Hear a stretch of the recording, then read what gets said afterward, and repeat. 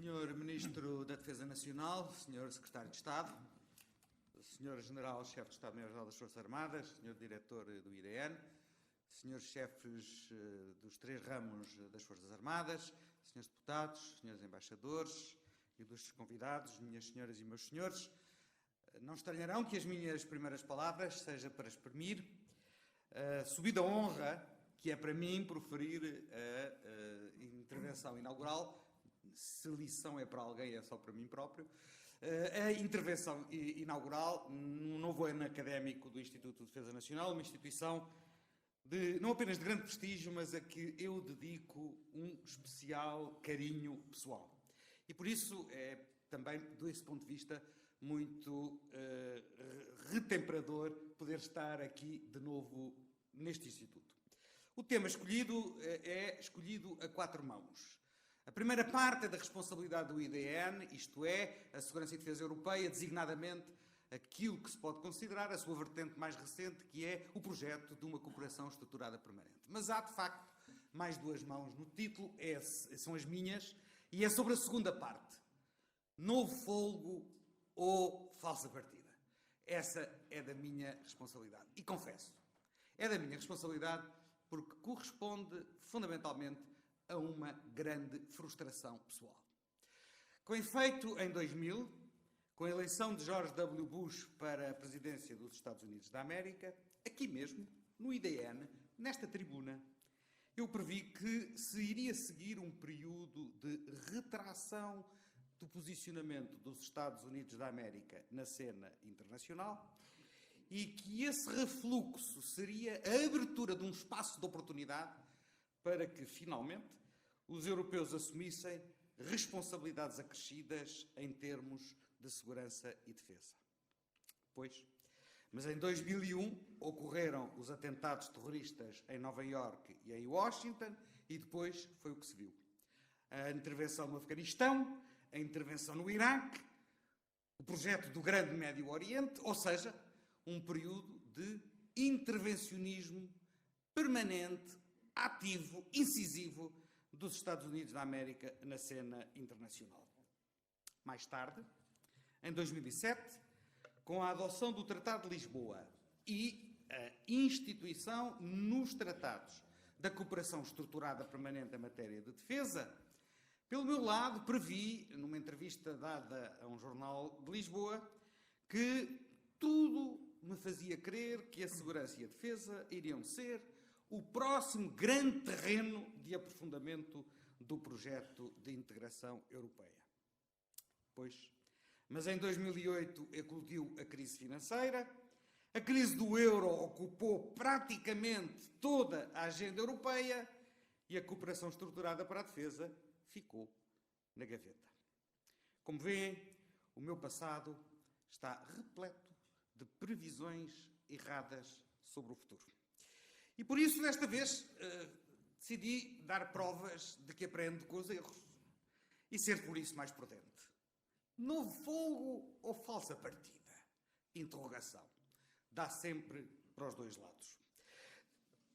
A ideia da cooperação estruturada permanente foi introduzida pela primeira vez na Convenção sobre o Futuro da Europa, realizada em 2003, sob a presidência do ex-presidente francês Valéry Giscard d'Estaing.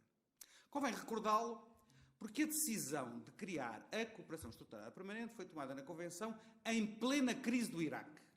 Isto é, imediatamente a seguir, para ser mais preciso, na semana a seguir à intervenção americana no Iraque, que foi, como todos se recordam, um elemento fraturante da posição dos Estados-membros da União Europeia. Paradoxalmente, ou talvez não, a divisão gerada pela intervenção americana no Iraque funcionou como um forte fator de pressão na negociação da cooperação estruturada permanente.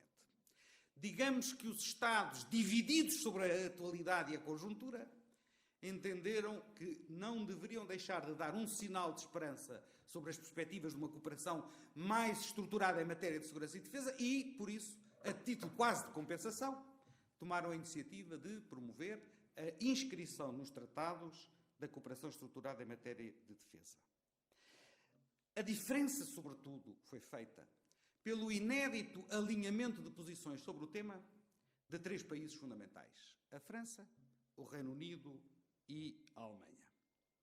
E uma vez consolidado o apoio destes 3 países, isto é, estando pela primeira vez estes 3 países de acordo de que, no quadro da União Europeia, devia ser lançada uma dinâmica que levasse ao aprofundamento dos compromissos recíprocos em matéria de segurança e defesa, evoluiu-se para uma segunda fase da negociação, que foi composta por 2 elementos essenciais. O primeiro, a necessidade de tornar claro a plena compatibilidade dos compromissos assumidos no quadro da cooperação estruturada permanente com a participação na organização do Tratado do Atlântico Norte. Questão que era prioritária para obter o acordo de países atlantistas e dos países da Europa Central e do Leste. Uns e outros, aliás, confortados com a evolução da posição britânica, que pela primeira vez assumia a necessidade de definir uma forma de integração mais alargada em matéria de segurança e defesa no âmbito da União Europeia, e também confortados, convém recordá-lo, pela evolução da posição francesa quanto à perspectiva de reintegrar a estrutura militar da Organização do Tratado do Atlântico Norte. E se este elemento foi um elemento essencial, foi igualmente imprescindível obter o acordo dos chamados neutrais, daqueles países como a Áustria, a Finlândia e a Irlanda, não estavam integrados em nenhuma estrutura político-militar e até nutriam uma certa desconfiança sobre o desenvolvimento de uma capacidade de defesa e segurança no âmbito europeu, que ficaram confortados com o facto de a participação na cooperação estruturada permanente ser meramente voluntária e, portanto, estar apenas na dependência da vontade soberana de cada Estado. Ora, tal como em 2003, na Convenção, tal como em 2007, no Tratado de Lisboa, também hoje os temas de segurança e defesa surgem não só no topo das preocupações dos cidadãos europeus, mas também entre aqueles temas onde os europeus consideram haver valor acrescentado se forem tratados a nível da União Europeia. Esta postura, este respaldo das opiniões públicas, pode ser evidenciado pela consulta de sucessivos eurobarómetros, onde outras prioridades têm variado em função da conjuntura política, mas, na realidade, as questões de segurança e defesa figuram constantemente, de forma persistente, no mínimo no topo das 3 principais preocupações que os europeus evidenciam. Isto sucedeu mesmo durante a crise financeira. E foi reforçado claramente pela perturbação dos países da nossa vizinhança próxima, designadamente do Norte de África e do Médio Oriente, e também pela eclosão do terrorismo islâmico, designadamente quando ele se faz sentir nas nossas próprias cidades. Mas a verdade é que, malgrado a persistência do apoio das opiniões públicas, a década passada da crise financeira alterou as prioridades das instituições e dos Estados-membros, mas também é particularmente injusto dizer que o torpor, a anemia, a falta de dinamismo no âmbito da cooperação estruturada em matéria de segurança e defesa se ficou apenas a dever a razões de ordem financeira. Há outras, mais complexas talvez de analisar, mais persistentes porque vão para além da crise financeira e que convém sempre ter em linha de conta, pelo menos olhá-las cuidadosamente, quanto mais não seja pelo espelho retrovisor. A primeira é que, convém dizê-lo, após o Iraque, após a divisão provocada pela intervenção no Iraque, assistimos a um crescendo do pacifismo na Alemanha. Isto é, depois de um período onde o governo social-democrata e verde levou mesmo ao ponto, foi mesmo ao ponto de alterar a Constituição alemã para permitir que a Alemanha assumisse responsabilidades acrescidas no plano da segurança e da defesa, seguiu-se um período, sobretudo na fase da coligação entre os democratas cristãos e os liberais, onde manifestamente houve uma significativa retração da Alemanha em matéria de compromissos internacionais no âmbito da segurança e da defesa. O que, em larga medida, corresponde a um debate em curso na Alemanha e que não está concluído sobre as dores de parto, permita-se uma expressão, as dores de parto da passagem de potência geoeconómica a uma autêntica potência geopolítica. Em paralelo com o debate interno alemão, há que reconhecer que na última década houve um efetivo desinvestimento britânico no conjunto do projeto europeu. Mesmo naquelas áreas onde, para o Reino Unido, a Europa podia e devia ter um valor acrescentado, designadamente na política externa, na política de segurança e na política de defesa. Uma década que antecede o Brexit, mas que pronuncia, sem dúvida alguma, o Brexit. E basta recordar a atitude britânica sobre a crise da Líbia, ou a crise da Ucrânia, ou os acordos de Minsk, para perceber que, a partir de um certo momento, os britânicos deixaram de apostar o seu peso diplomático no contexto europeu. Se a questão interna alemã já não era suficientemente importante, se a questão do desinvestimento britânico não era suficientemente importante, tivemos também uma década, há que dizê-lo, de anemia das próprias instituições europeias. Não só não houve o que eu tinha previsto como sendo um salto em frente, houve até uma retração, uma redução do número de operações concretas, de missões assumidas no âmbito da União Europeia. Os números são elucidativos se compararmos a década de Solana com os anos da baronesa Ashton. Chegamos assim ao ponto onde hoje se abre de novo uma janela de oportunidade para os europeus dizerem o que querem e ao que vêm em matéria de segurança e defesa. São vários os fatores que justificam uma certa expectativa sobre esta janela de oportunidade. Desde logo, incontornavelmente, os sinais de retração americana. Bom, nem tudo é imputável à administração Trump, convém dizê-lo. Convém recordar que essa retração já vem dos tempos da administração Obama. Mas que, manifestamente, hoje a questão assume outros contornos e outra retórica, incluindo as dúvidas legítimas sobre o efetivo empenhamento americano na organização do Tratado do Atlântico Norte. O que levou ao célebre discurso da chanceler Merkel, na tenda da festa da cerveja em Munique, de que os europeus têm que tomar a seu próprio cargo responsabilidades acrescidas em matéria de segurança e de defesa. Se há fator perturbador da política alemã hoje, mais do que todos os outros que possamos invocar, mais do que as dificuldades de formação de um governo alemão, talvez a questão essencial neste momento seja a retração americana e o que isso significa para todo um posicionamento internacional que a Alemanha foi definindo a seguir à Segunda Guerra Mundial. A retração americana gera alguns vazios que, obviamente, devem ser preenchidos pelos europeus. Mas, em paralelo, temos a agressividade russa. Não me vou deter nesta matéria. Todos nós supunhamos que a Geórgia tinha sido um acontecimento pontual, mas, na realidade, logo a seguir, os acontecimentos na Crimeia e na Ucrânia Oriental vieram demonstrar que o recrudescimento do nacionalismo russo tem uma lógica agressiva, uma lógica de expansionismo e, obviamente, isso recoloca os europeus perante a necessidade de definirem o seu compromisso em matéria de segurança e defesa no próprio território europeu a leste. Em terceiro lugar, a ameaça terrorista, e não apenas a eclosão do Daesh na Síria e no Iraque, mas também a extensão terrorista às nossas próprias cidades. E há aqui uma mudança qualitativa significativa entre o que era o perfil do terrorismo islâmico da Al-Qaeda no início do século e o que é hoje o perfil do terrorismo jihadista inspirado ou mobilizado a partir do Estado Islâmico.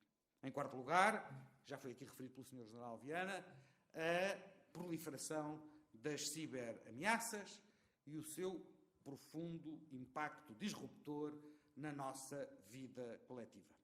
E last but not least, a pressão migratória, que não deixa de colocar questões muito difíceis de resolver em matéria de segurança e defesa, na medida em que é preciso balancear, por um lado, as nossas responsabilidades internacionais e a nossa visão humanista do mundo e, por outro lado, a garantia de que esses fluxos não são um instrumento ao serviço de estratégias agressivas de inspiração terrorista. Mas talvez, nesta conjuntura, o paradoxo maior do momento presente seja o que resulta do facto de que a busca de um novo impulso em matéria de segurança e defesa europeia, ancorado na cooperação estruturada permanente, ocorra na altura em que o Reino Unido faz o seu caminho de saída da União Europeia. Ou seja, quando a União Europeia perde um dos dois pilares fundamentais de credibilidade de um projeto de segurança e defesa a nível europeu. Sejamos claros, do ponto de vista histórico, há dois países europeus que têm, do ponto de vista da sua cultura, do ponto de vista da sua prática diplomática e do ponto de vista da sua experiência militar, uma verdadeira visão compreensiva do mundo, que são a França e o Reino Unido. Como devem calcular, a perda do Reino Unido no contexto europeu significa um revés significativo para um projeto credível de segurança e defesa europeia. O que não é irreversível, mas que nos obrigará a um exercício particularmente delicado. É que, no momento em que somos chamados a definir as linhas de força da cooperação estruturada permanente em matéria de defesa e segurança, não podemos nunca perder de vista o que será o resultado das negociações futuras, das relações bilaterais entre a União Europeia e o Reino Unido em matéria de segurança e defesa. Dito de outro modo, o valor acrescentado que o Reino Unido tem em matéria de segurança e defesa não pode ser desperdiçado na eventualidade de haver um impasse nas negociações sobre o chamado Acordo de Comércio Futuro entre a União Europeia e o Reino Unido. Mas neste momento é prematuro saber como vão ser essas negociações. Estamos ainda a passar a primeira fase, o pórtico de entrada das negociações entre a União Europeia e o Reino Unido. O que importa é ter bem presente de que não é possível ignorar que um elemento fundamental das relações bilaterais futuras passa pela segurança e defesa europeia. E que será necessário encontrar as formas de articulação entre o que é o aprofundamento da cooperação em matéria de segurança e defesa no quadro da cooperação estruturada permanente e o papel insubstituível do Reino Unido, para além daquilo que são as relações normais que resultam do facto de todos serem membros da Organização do Tratado do Atlântico Norte. Passando agora um pouco mais substancialmente à análise da cooperação estruturada em matéria de segurança e defesa.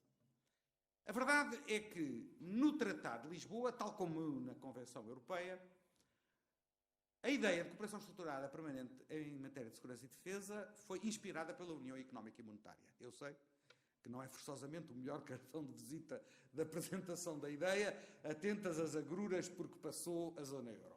Mas na base da cooperação estruturada permanente está o mesmo tipo de lógica. Isto é, objetivos comuns, critérios de admissão, lista de compromissos a respeitar, sujeitos a específicos mecanismos de controle e de sanção. A matriz da cooperação estruturada permanente é, em larga medida, decalcada da matriz da União Económica e Monetária. Mas confesso, embora se me citarem, eu nego, porque não há testemunhas. Em 2003, quando se negociou este modelo, havia um subentendido. O de que o grau de ambição da cooperação estruturada em matéria de defesa teria que ser tal que, previsivelmente à partida, o número de países que estavam em condições e na predisposição de nele participarem seria um número bastante restrito. É curioso, porque é exatamente o mesmo equívoco que esteve na base da União Económica e Monetária. Também nessa altura, se bem se recordam, alguns países, ao qualificarem-se para o euro, bom, não vou dar nenhum exemplo em concreto, mas não é preciso ir muito longe para descobrir que um desses países, dos suspeitos de não entrada, que quando surpreendentemente preencheram os critérios de entrada, foram recebidos com alguma desconfiança. Pois bem, a mesma lógica se aplicava à cooperação estruturada em matéria de defesa. Seria um projeto particularmente ambicioso e provavelmente só levado a cabo por um conjunto restrito de países que estariam em condições de aceitar as implicações de um projeto de aprofundamento dos seus compromissos recíprocos. Ora, a recente notificação feita por 23 Estados, a que, tudo leva a crer, rapidamente se juntará pelo menos um 24º, ou seja, o nosso, se pode ter uma visão positiva, tendo ser positivo, que é, bom, se 23 Estados reconhecem a necessidade de aprofundar a sua cooperação em matéria de segurança e defesa, isso revela o reconhecimento da centralidade dos temas de segurança e defesa para o conjunto do projeto europeu, ao ponto de países como a Finlândia, ou a Áustria, ou a Irlanda, admitirem a participação ao arrepio daquilo que era a sua tradição histórica. Mas, contudo, não gostaria também de esconder, não o ignoremos, que esta circunstância de praticamente todos os países que estão na cooperação estruturada permanente coincidirem com o conjunto dos países da União Europeia poderá significar, ao mesmo tempo, quer uma diluição dos critérios, da exigência dos critérios de participação, quer da ambição do próprio projeto. Daí a interrogação da falsa partida. É que a cooperação estruturada assenta em três dinâmicas fundamentais. Uma quanto às capacidades, outra quanto à interoperacionalidade e a terceira quanto à harmonização de critérios de investimento em função da base industrial de defesa europeia e do procurement, isto é, as políticas de aquisição públicas. Estes são, em meu entender, os três elementos essenciais da cooperação estruturada em matéria de segurança e defesa. Ora, há que reconhecer que a notificação feita há 2 semanas é, em boa medida, bastante vaga. Os critérios a que faz recurso são, sobretudo, critérios qualitativos. E critérios quantitativos existem apenas na previsão da obrigatoriedade da alocação de 20% do total da despesa em defesa para investimento, conceito, aliás, bastante amplo, e de 2% dessa mesma despesa total em defesa para investigação e desenvolvimento tecnológico. Estes compromissos, assim definidos na notificação, estarão sujeitos a um mecanismo de supervisão, assente numa revisão anual dos progressos feitos Estado a Estado e têm como quadro sancionatório, no essencial, a previsão apenas vem entre aspas, da suspensão da participação de um Estado na cooperação estruturada em matéria de segurança e defesa, no caso de reiterado incumprimento dos objetivos a que se tiver comprometido. Para isso, um dos instrumentos fundamentais da concretização prática do que é aquilo que se pode considerar excessivamente vago na notificação são os planos nacionais de implementação, que devem ser adotados por cada Estado em função dos compromissos assumidos, quer no plano do desenvolvimento de capacidades, quer no plano do investimento, quer no plano da interoperacionalidade. O que significa, e este é positivo, uma visibilidade acrescida sobre os compromissos de cada Estado, mas também um sistema institucionalizado e periódico de avaliação pelo mecanismo de peer review, de revisão pelos pares.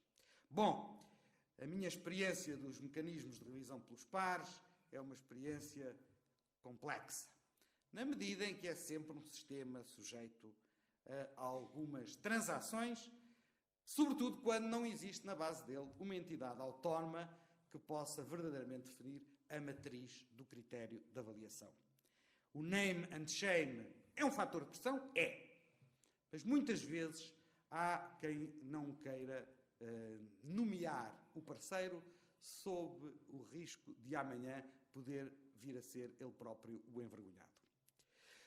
Como disse, o caráter genérico da notificação, o perímetro dos compromissos a assumir, as implicações no plano de planeamento de forças, tudo isso carecerá de explicitação ulterior, no âmbito quer de instituições dedicadas à cooperação estruturada, um Conselho de Ministros específico, quer utilizando instrumentos e instituições comuns ao conjunto da política de segurança e defesa, designadamente a alta representante para a política externa, o Fundo Europeu de Defesa, que tem um papel importante na definição dos projetos de aquisição e de compras públicas, de material e de equipamento militar, o Plano de Desenvolvimento das Capacidades, a Estratégia de Desenvolvimento da Base Industrial e Tecnológica de Defesa Europeia e, last but not least, o papel da Agência Europeia de Defesa. Ora, aqui reside um segundo paradoxo.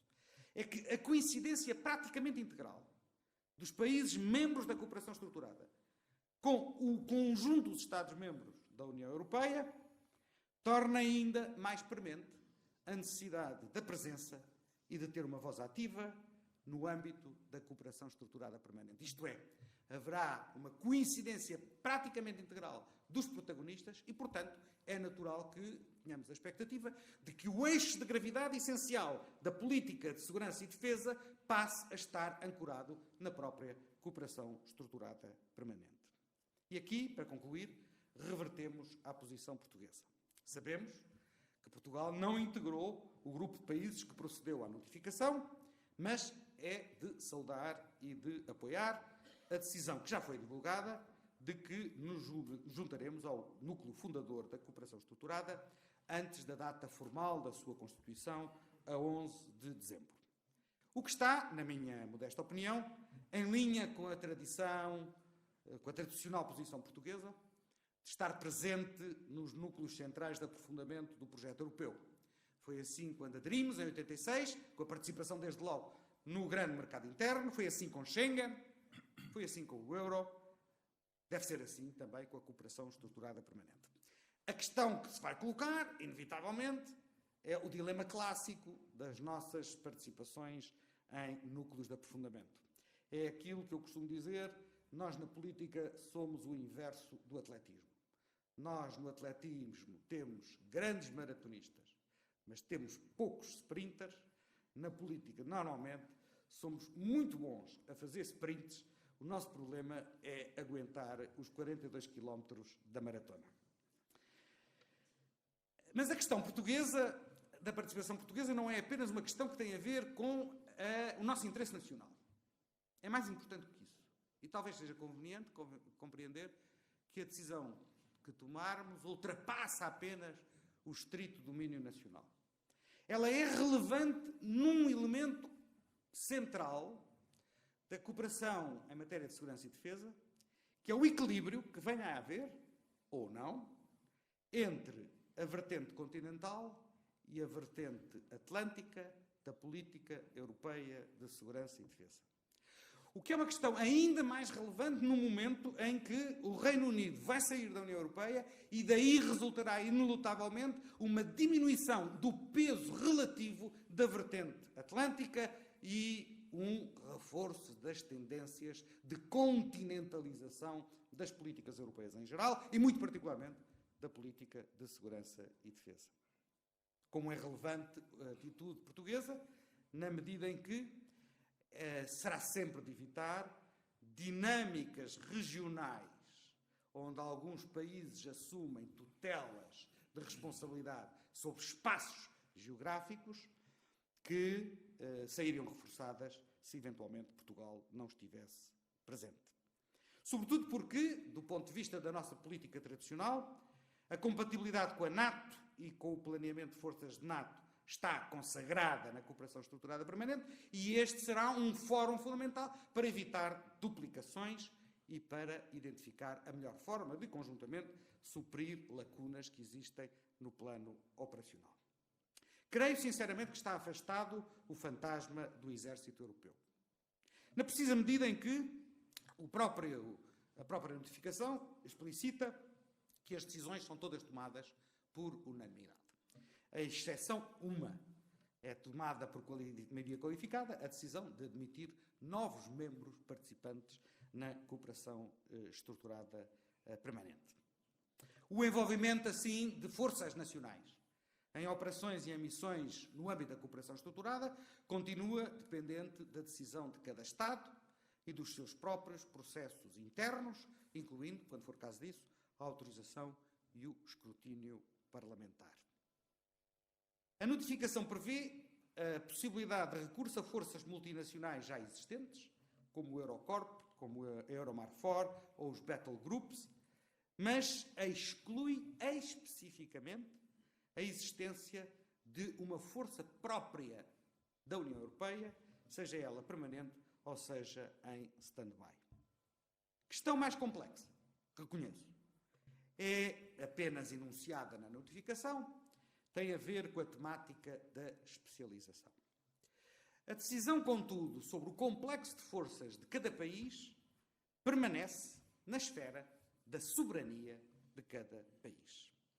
À medida em que o aprofundamento da integração possa representar um valor acrescentado e em que medida é que se poderão gerar sinergias no plano do planeamento de forças e do seu emprego, dependerá sempre, contudo, de decisões unânimes, ou seja, decisões que estão na esfera de deliberação de cada Estado-membro em função do seu respectivo interesse nacional.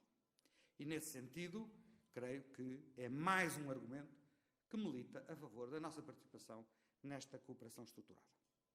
Senhor Ministro, autoridades, minhas senhoras e meus senhores, em conclusão, sabemos que as instituições e procedimentos não substituem a vontade política. Mas, muitas vezes, as instituições e os procedimentos acordados constituem o pressuposto impostergável para a criação de uma dinâmica de cooperação e de integração. E é isso mesmo que eu creio que, em síntese, para mim, o lançamento da cooperação estruturada em matéria permanente significa uma plataforma evolutiva. Devemos participar, em meu entender, em linha com os nossos interesses nacionais, mas também, ao mesmo tempo, com a consciência plena das obrigações e dos compromissos que tal participação envolve, incluindo a sua sustentabilidade no tempo. O que interpela o poder político, a instituição militar, mas não nos permite descurar a pedagogia necessária junto da opinião pública. Sem a sustentação da opinião pública, os projetos de integração nesta matéria não serão suscetíveis de serem estabilizados a prazo. Uma política de cooperação em matéria de segurança e defesa pressupõe uma política exterior que ligue estreitamente as prioridades de segurança e defesa com o perfil e o papel da Europa no mundo. Sem essa componente cultural, diplomática e até de diplomacia económica, a cooperação estruturada permanente não passará de um mero exercício burocrático. Convém, contudo, evitar os riscos das ambições desproporcionadas em relação às capacidades. E daí a relevância do seu desenvolvimento em duas fases, uma entre 2018 e 2021 e outra entre 2021 e 2025, com objetivos e compromissos identificados para cada uma delas. Assim, poderemos corresponder às expectativas e exigências dos cidadãos europeus em matéria de segurança e defesa, o que implica não escamotear a crescente relutância das opiniões públicas europeias, paradoxalmente, ou talvez não, quanto à legitimidade e às condições de utilização da força militar. Há que reconhecer que os eurobarómetros, à medida que registram que os cidadãos acham que a União Europeia tem que ter um papel mais ativo em matéria de cooperação, de segurança e defesa, também se revela um sentimento de maior relutância quanto ao envolvimento de forças militares fora do quadro do território europeu. Logo, novo fogo ou falsa partida, então? Bom, eu desejaria sinceramente que fosse o primeiro caso, novo fogo. Até porque Acho que já não tenho idade, nem reservas de paciência para mais uma falsa partida. Muito obrigado.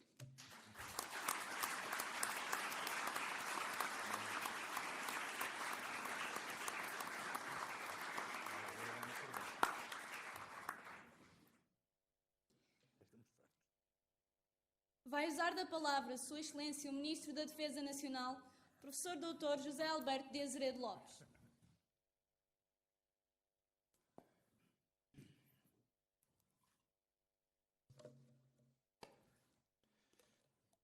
Senhor Chefe de Estado-Maior-General das Forças Armadas, Senhor Secretário de Estado da Defesa Nacional, Senhor Dr. António Vitorino, Senhor Diretor do Instituto de Defesa Nacional, Senhora Secretária-Geral do Sistema de Informações da República Portuguesa, Senhores Generais, Chefe de Estado-Maior da Força Aérea, Exército e Armada, Senhores Deputados, Senhor Diretor Nacional da Polícia de Segurança Pública, Senhores Embaixadores, Senhores Oficiais, Generais, demais autoridades civis, académicas e militares, e ilustres convidados, Senhoras e Senhores auditores. É com muito gosto que marco presença, mais uma vez, como nos anos anteriores, na sessão solene de abertura do ano letivo do Instituto de Defesa Nacional, neste caso do ano letivo 2017-2018. E começo, evidentemente, pelo seu diretor, pelo Sr. Major-General Vítor Viana, a quem agradeço, obviamente, o convite, a quem agradeço as palavras tão claras e competentes com que abriu esta sessão e que, aliás, refletem, ao fim e ao cabo, a substância do que tenha sido a sua governação, passo o termo, nesta instituição. Agradeço também e saúdo de forma muito particular o Sr. Dr. António Vitorino pela lição inaugural sobre um tema tão atual, atrever-me a dizer, neste contexto, dificilmente mais atual, mas também tão importante para o nosso país. Nem sempre aquilo que é atual é realmente importante, nem sempre aquilo que é realmente importante está dependente da atualidade, aliás, quase nunca está. Saúdo também, permita-me, pela excelência e clareza do seu pensamento, a que, aliás, sempre nos habituou, sobretudo a tratar um tema realmente difícil: segurança e defesa europeia, novo fôlego ou falsa partida. Eu espero que tenha razão, que se trate de um novo fôlego. Tem a vantagem de que a partida ainda não pode ser falsa, porque só será falsa a partir de 11 de dezembro, na pior das hipóteses. E também devo dizer, utilizando essa imagem tão feliz do maratonista e do sprinter, que primeiro agradeço desse problema, não tenho capacidade física nem para um sprint, nem muito menos para uma maratona, e permita-me também que lhe diga, repito, que por vezes eu acho que o nosso problema é quando temos que fazer uma maratona, desatamos a correr, e quando temos que fazer um sprint, optamos muitas vezes pelo ritmo do maratonista. Normalmente, num e noutro caso, o resultado pode não ser dos melhores.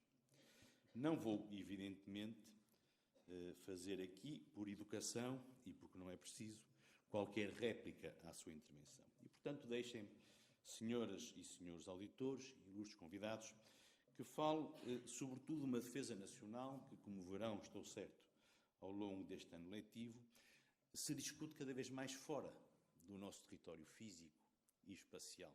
É algo, com certeza, explicará aquele paradoxo: cada vez temos mais medo de insegurança, cada vez tememos mais pela nossa defesa, mas, ao mesmo tempo, cada vez queremos menos que os nossos possam, de alguma forma, sofrer fora daquele que reconhecemos como o nosso território de segurança.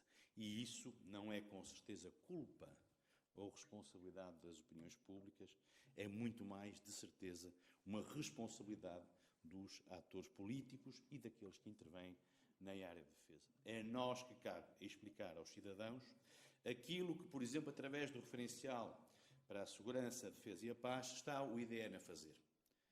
É não presumir que, chegados à idade adulta, por uma qualquer infusão de sabedoria, vamos de repente descobrir as minudências da evolução sobre a desterritorialização da nossa segurança e da nossa defesa. E, portanto, a dimensão formativa, a dimensão educativa, desde a idade mais tenra, como agora está a ser testado ao nível das escolas, a um plano mais elevado, como aquilo que encontramos nos cursos do Instituto de Defesa Nacional, é aí que vamos encontrar, porventura, a forma de explicar aos nossos cidadãos porque é que a defesa hoje é muito diferente daquilo que era há, por exemplo, 20 anos, para não ir mais longe. A nossa defesa e a defesa do Estado português faz, como eu disse, cada vez mais fora do nosso território nacional.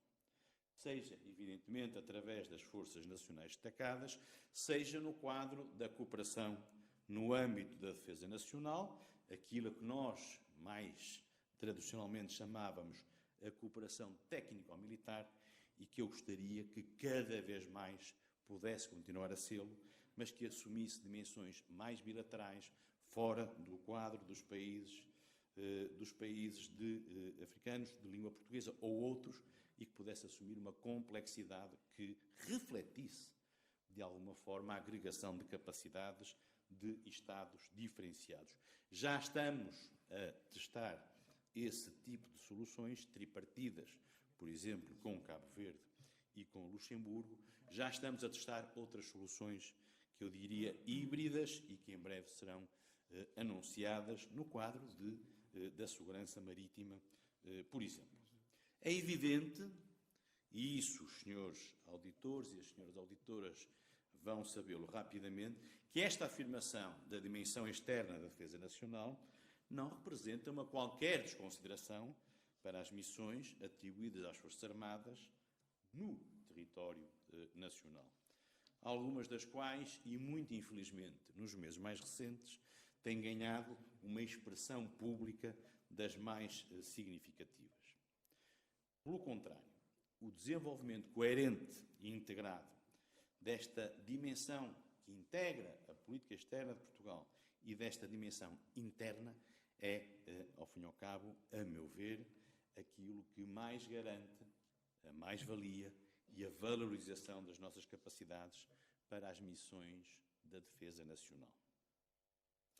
Este empenhamento de Portugal como promotor de segurança global, com um contributo que ultrapassa, aliás, a meu ver, objetivamente e qualitativamente em bastante a dimensão real do nosso país, é uma marca d'água das mais felizes da nossa defesa nacional, em que, estou certo, todos nos reconheceremos, mesmo que possamos divergir, evidentemente, com uma ou outra escolha ou com uma outra dimensão formal.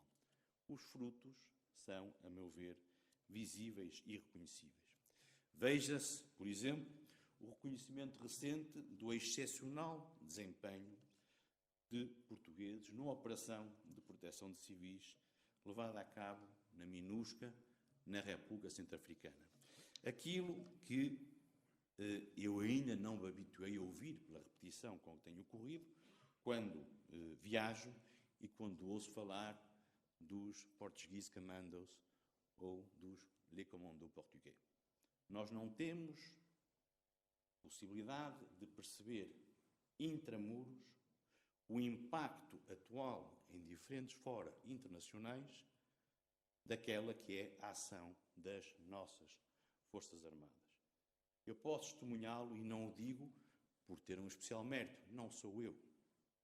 Posso testemunhá-lo por aquilo que eu vi em visitas que fiz recentemente às Nações Unidas, posso testemunhá-lo pelo que eu vi em Vancouver na conferência do Peacekeeping das Nações Unidas, posso testemunhar que me falam das missões navais, que me falam das missões da Força Aérea, que me falam tanto da Sea Guardian, como falam da Operação Sofia, como falam da MINUSCA, como falam muito do que foi o papel da Força Aérea no Mali, onde, aliás, isso foi especificamente referido, o país que mais se aproximou daquilo que tinha contratualizado com as Nações Unidas quanto ao número de horas de voo. 477 horas de voo.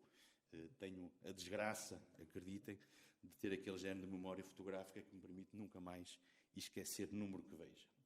Depois também para termos uma noção que se afasta um pouco das métricas, que aliás, métricas quase sempre são medíocres, se só forem métricas.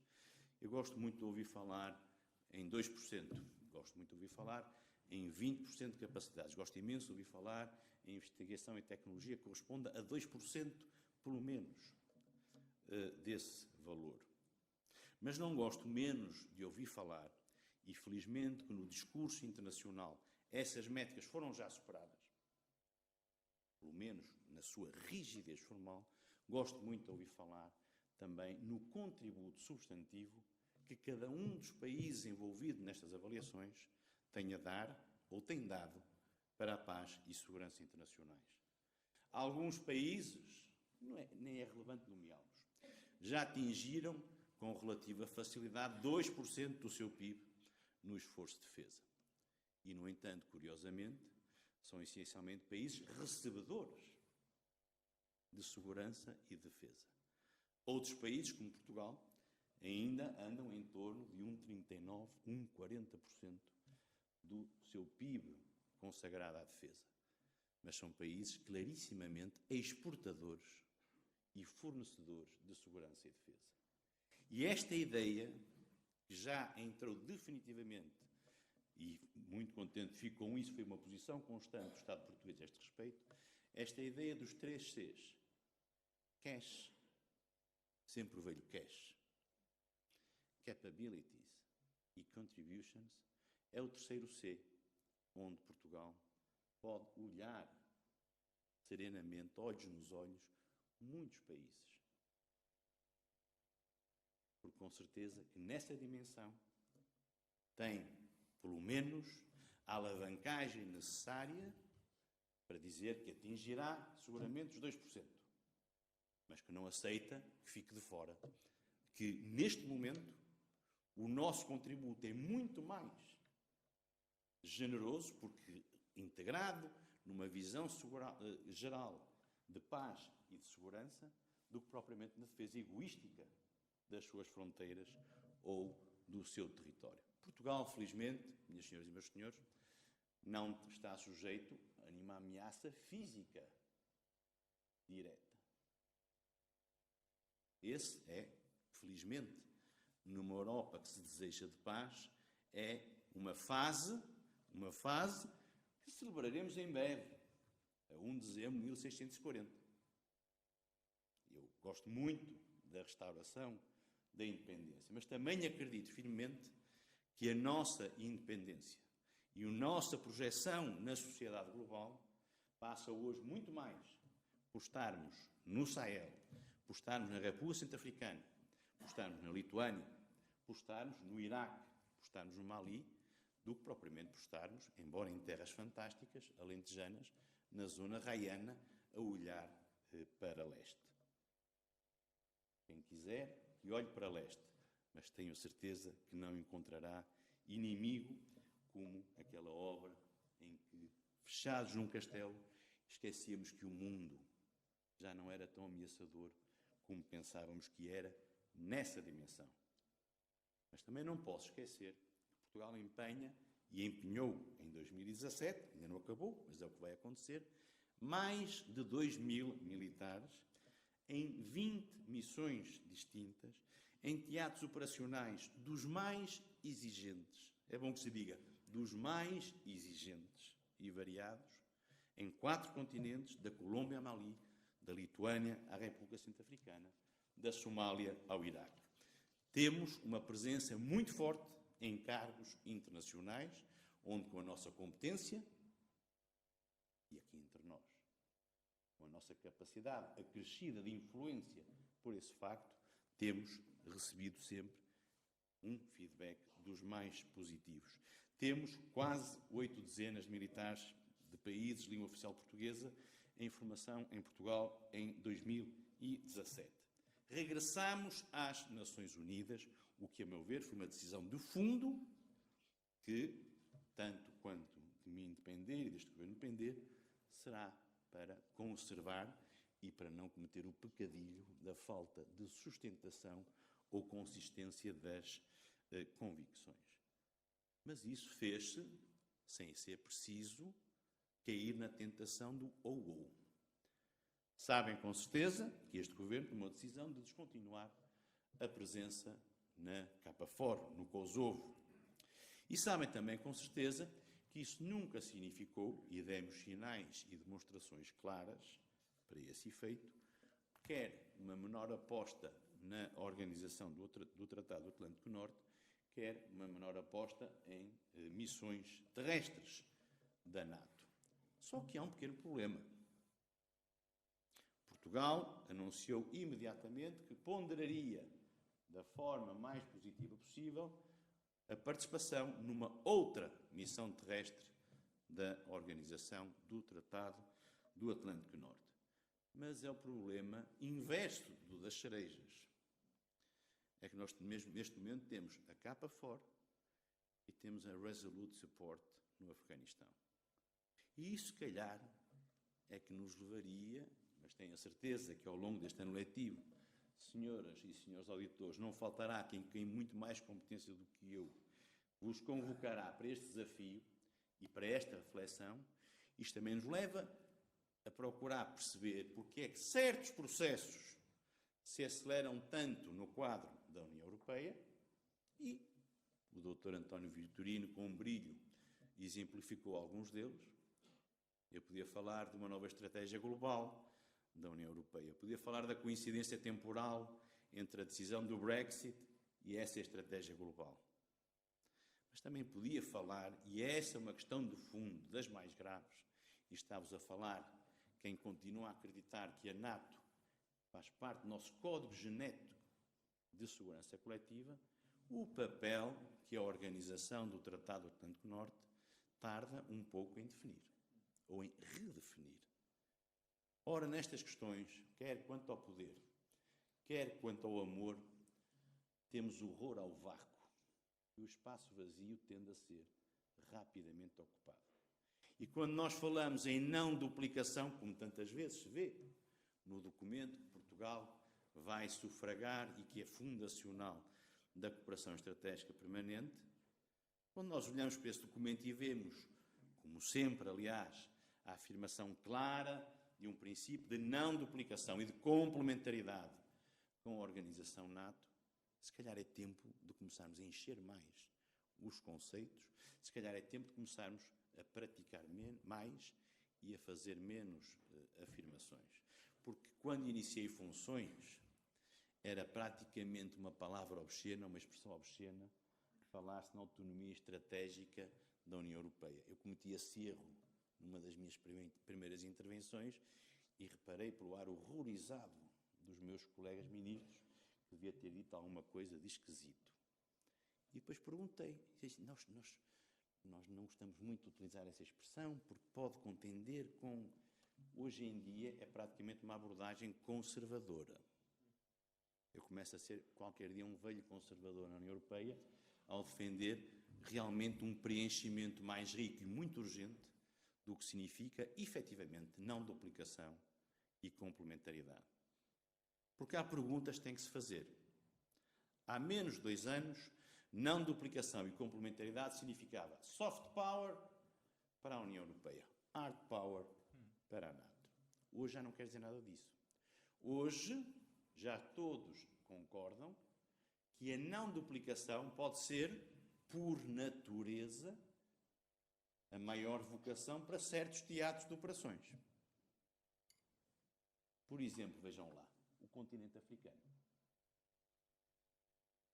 A chanceler alemã fala e repete, 3 vezes já ouvi, no continente africano, como elemento crucial para definir o futuro próximo, a médio prazo e a longo prazo, da União Europeia, do nosso continente.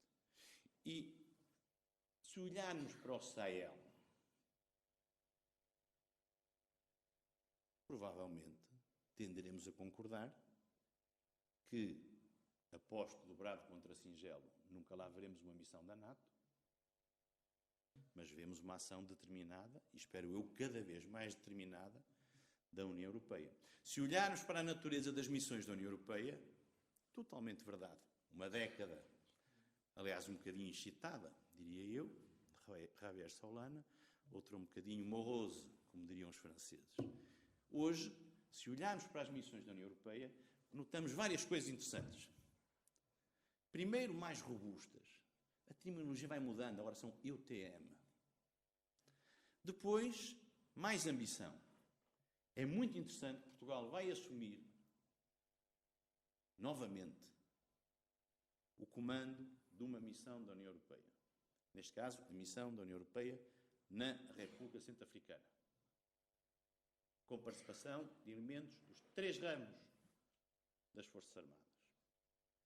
O que é importante destacar. Mas com a participação, e isso ainda é mais interessante, de países que não são da União Europeia.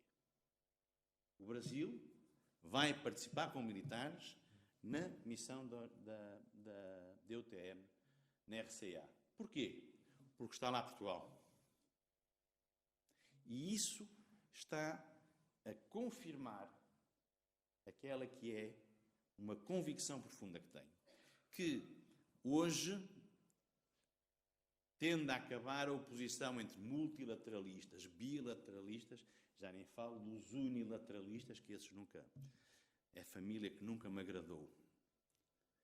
Mas hoje, a defesa de um país como Portugal faz, obviamente, com um empenhamento claro em organizações multilaterais, mais ou menos tradicionais. Nem vejo aqui nenhuma tradição.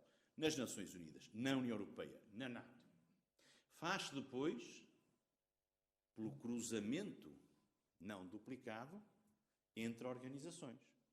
Se forem ler o documento final da Cimeira de Varsóvia da NATO, vão ver o peso que já assumiu em julho de 2016, que já assumiu a definição e o roadmap para prever como é que as duas organizações iam ter de doravante que falar.